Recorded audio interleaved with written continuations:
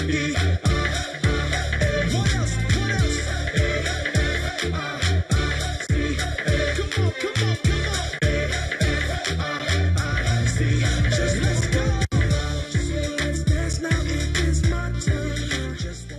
back. We're going to switch our conversation now, talking about corruption.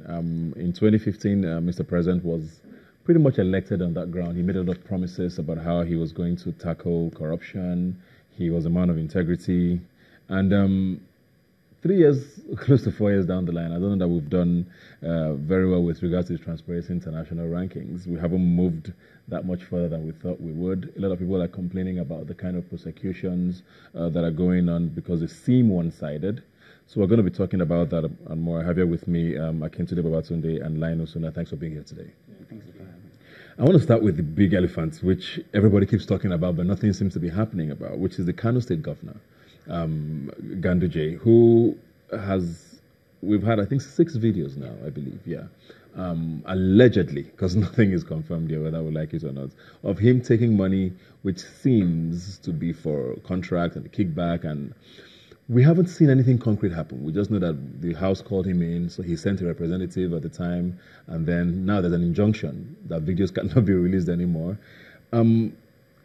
What does that make you think about the entire fight against corruption with this administration?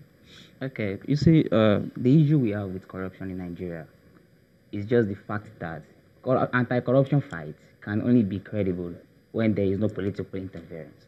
And of course, when the anti-graft agencies, when they deliver their work without fear or whatever, there should be no sacred cow. This is a piece of investigation that revealed that a particular governor was getting, kickbacks from contractors. And this boils down to procurement deficit. If during the line of procurement for that particular project upon which they said the Kano governor was getting kickback, there should be a level of transparency around the implementation of this process. For instance, the project in question should have been appropriated for in the budget in previous years. That means if this process has been transparent in the first place, there is no need for us to then have issues about governors still getting kickback. But now, the news platform has released videos. House of Assembly is trying to investigate. But then it just heard the court process saying they should stop investigation. The immunity clause we're talking about here, right? Because when the questions were being asked from the EFCC chairman that is the governor being investigated, he tried to dodge the question. But then, nothing stops anti-corruption agencies, nothing stops the House of Assembly from investigating the case. It is unless you can then ensure you investigate the case and then after then you establish your cases and then you wait until after the governor leaves office, then you prosecute. Which is all it should be. But it's so worrisome that unfortunately nothing is happening. Court is not helping matters. Like I said at the beginning, a lot of people have said that the fight against corruption is very one-sided. It seems to be once you're a member of a certain party, your sins are completely forgiven. But when you're a member of the opposition, there are so many case files opened against you. Do you think that's the case? Looking at the case in question, I think it sort of taints the reputation of the EFCC. Because, the general belief is that the chairman does some kind of hatchet job and is out looking out for political opponents and then hunting down enemies. So, what's happening now is sort of feeding into that same reputation that's existed right from when EFCC was created by Obasanjo. So what's happening now, in fact, affects how much faith people have in the institutions to prosecute cases. So, you have instances where directors have been arrested, people involved in internet scam have been arrested. So what's really happening with this case?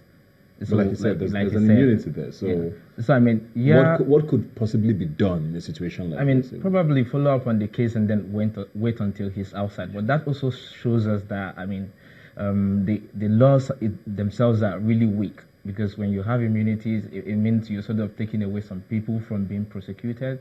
And then it means also that you have sacred cows. It means not everybody is equal in the face of the law. It means that some people are exempt from being punished for doing evil, and then some get punished for doing the same thing. Yeah. So the general sense people get is that the institutions are weak, and that, I mean, people cannot get punished equally for doing the same thing.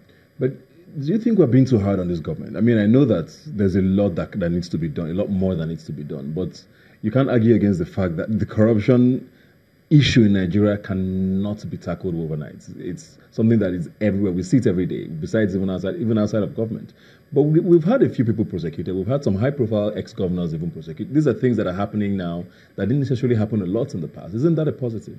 Oh, great. So that we have few guys being prosecuted does not big wins, understand.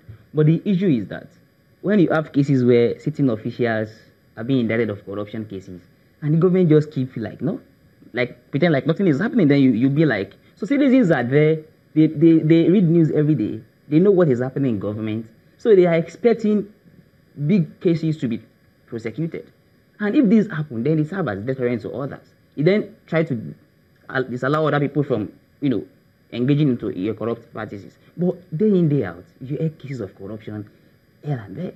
The citizens want, concrete prosecution. They want gigantic cases where you then get to prosecute, erring officials. And then if this happens, then we can then say the government is really trying. But the government would also tell you that the judiciary is an independent arm and they seem to take a bulk of the blame here, isn't it? Of course, but then because of how slow the process is a lot of yes, the time. But that is why we need to go back to the laws establishing the EFCC and the anti-corruption fight.